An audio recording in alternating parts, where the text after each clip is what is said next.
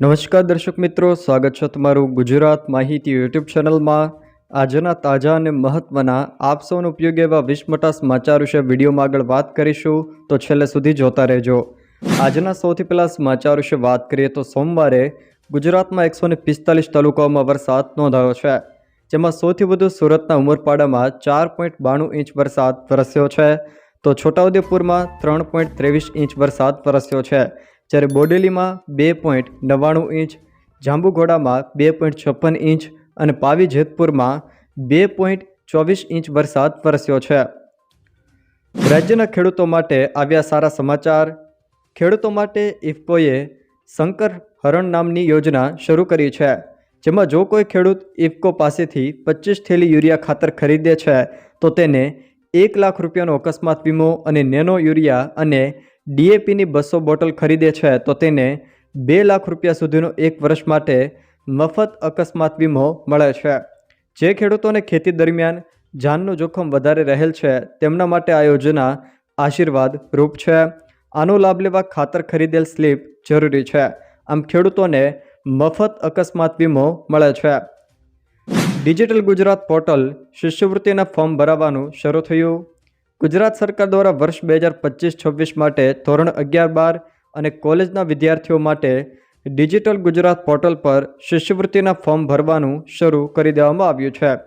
BA, BCom, BSc, agriculture, ITI, diploma, post graduate, MPhil, PhD અને બીજા કોઈ પણ યુનિવર્સિટી કોર્સના વિદ્યાર્થીઓ માટે પણ શિષ્યવૃત્તિના ફોર્મ ભરવાનું શરૂ થયું છે। ફોર્મ ભરવાની અંતિમ તારીખ 31 ઓગસ્ટ 2025 છે।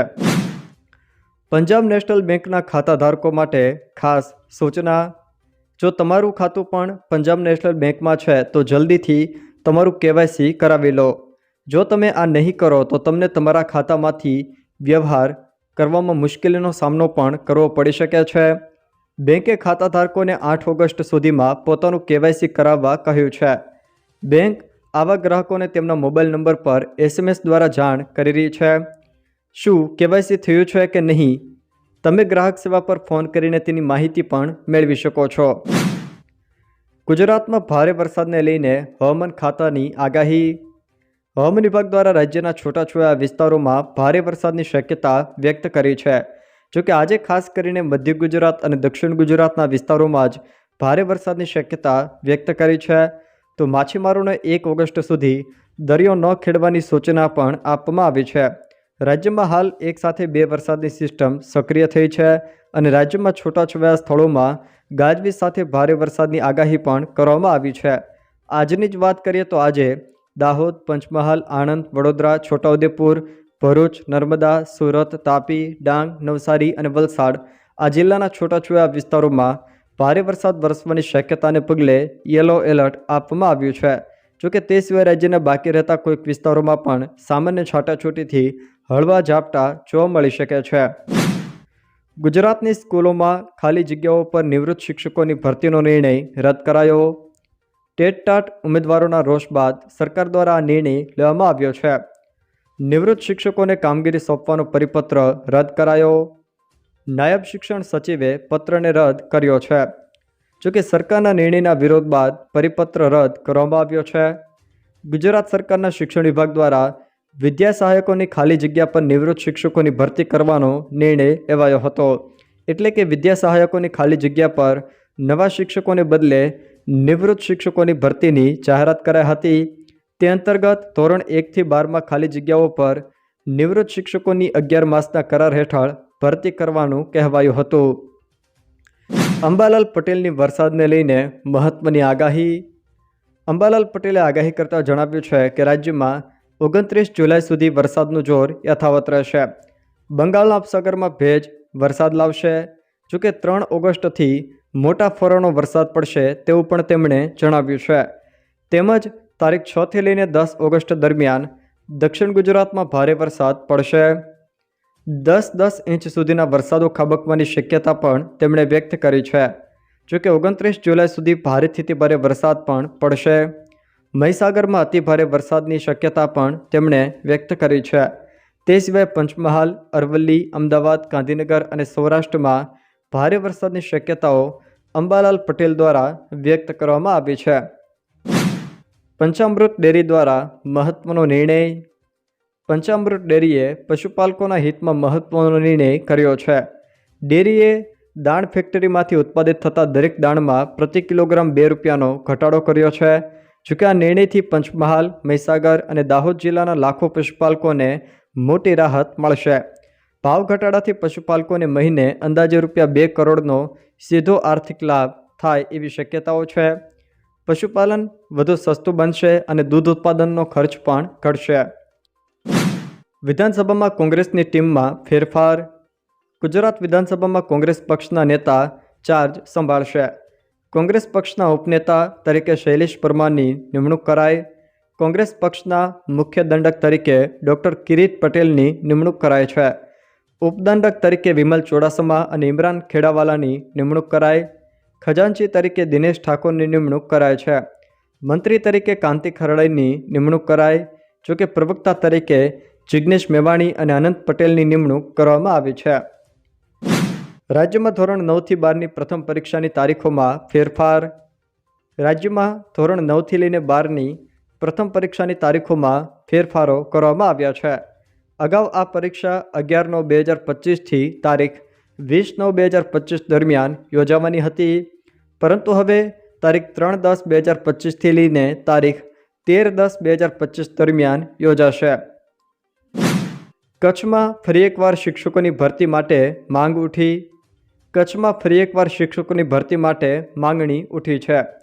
સ્થાનિક શિક્ષકોને પ્રાથમિકતા આપવા શૈક્ષિક સંસ્થાઓની કલેક્ટરને રજૂઆત કરાઈ.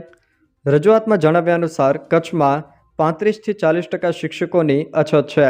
આ અછતને કારણે બાળકોનું શિક્ષણ ખોરવાઈ રહ્યું છે. જિલ્લામાં 4000થી પણ વધુ BEd, PTC, TET, TAT pass સ્થાનિક યુવાનો નોકરીની રાહ જોઈ રહ્યા છે. તરણેતરના મેળામાં પશુ હરીફાઈ યોજાશે. ગુજરાતના સૌથી મોટા લોકમેળો સુરેન્દ્રનગર જિલ્લામાં યોજાય છે, જે તરણેતરનો મેળો તરીકે ઓળખાય છે. તરણેતરનો લોકમેળા 2025માં પશુપાલન ખાતા અને પશુપાલન શાખા જિલ્લા પંચાયત દ્વારા તારીખ 26, 27 અને 28 ઓગસ્ટ 2025ના રોજ પશુ પ્રદર્શન હરીફાઈનું આયોજન કરાયું છે. આ પશુ પ્રદર્શન હરીફાઈમાં ગીર, કાંકરેજ ગાય વર્ગ અને જાફરાબાદી બન્ની ભેંસ વર્ગના લક્ષણો ધરાવતા જાતવાન પશુઓની ગુણવત્તાને આધારે પસંદગી કરાશે. પાકિસ્તાનના 7 કેમ્પ સંપૂર્ણપણે નાશ પામ્યા. આ નિવેદન સંરક્ષણ મંત્રીએ આપ્યું. સંરક્ષણ મંત્રીએ કહ્યું હતું કે ભારતીય સેનાએ પાકિસ્તાન અને પીઓકેમાં 9 આતંકવાદી કેમ્પો પર સચોટ અને સંકલિત હુમલો કર્યો હતો. આમાંથી 7 કેમ્પ સંપૂર્ણપણે નાશ પામ્યા છે. તેમણે કહ્યું કે અમારી પાસે પીઓકે અને પાકિસ્તાનની અંદર થયેલા નુકસાનના પુરાવા છે. રાજનાથસિંહના જણાવ્યા અનુસાર સમગ્ર ઓપરેશન માત્ર 22 મિનિટમાં પૂર્ણ થયું હતું અને તે બિનવધારાની હતી, એટલે કે તેનાથી તણાવ વધશે નહીં. 3 ઓગસ્ટે યોજાશે નીટ પીજીની પરીક્ષા. National Board of Examination in Medical Sciences 3 August 2025ના રોજ દેશભરમાં નીટ પીજીની પ્રવેશ પરીક્ષા યોજવા માટે તૈયાર છે. પરીક્ષા સવારે 9 વાગ્યાથી બપોરના 12:30 વાગ્યા સુધીમાં લેવાશે. જોકે આ મહિનાની 31મી તારીખથી એડમિટ કાર્ડ ઉપલબ્ધ થશે. અગાઉ આ પરીક્ષા 15 જૂને યોજાવાની હતી, પરંતુ સુપ્રીમ કોર્ટના હસ્તક્ષેપ બાદ તેની તારીખ લંબાવવામાં આવી હતી. જોકે દેશભરમાંથી 2 લાખથી પણ વધુ ઉમેદવારોએ આ પરીક્ષામાં ભાગ લેશે. સોના ચાંદીના ભાવમાં વધઘટ. સોનાના ભાવમાં 28 જુલાઈના રોજ 550 રૂપિયાનો ઘટાડો નોંધાયો છે. દિલ્હીમાં 24 કેરેટ સોનાનો ભાવ 99,920 રૂપિયા પ્રતિ 10 ગ્રામ છે. 22 કેરેટ સોનાનો ભાવ 91,590 રૂપિયા પ્રતિ 10 ગ્રામ છે. રાજ્યમાં 22 કેરેટ સોનાનો ભાવ પ્રતિ 10 ગ્રામ 91,640 રૂપિયા અને 24 કેરેટ સોનાનો ભાવ પ્રતિ 10 ગ્રામ 99,970 રૂપિયા છે. ચાંદીના ભાવમાં 40 રૂપિયાનો વધારો થયો છે. ચાંદીનો ભાવ 1,13,400 રૂપિયા પ્રતિ કિલો છે. જો દર્શક મિત્રો આ વિડીયો તમને પસંદ આવ્યો હોય તો વિડીયોને લાઇક કરો, તમારા મિત્રો સાથે શેર કરો અને જો તમે અમારી ચેનલમાં નવા હો તો ચેનલને સબસ્ક્રાઈબ જરૂર કરજો, જેથી અમારા આવનારા તમામ વિડીયોની જાણકારી તમારા સુધી પહોંચી શકે.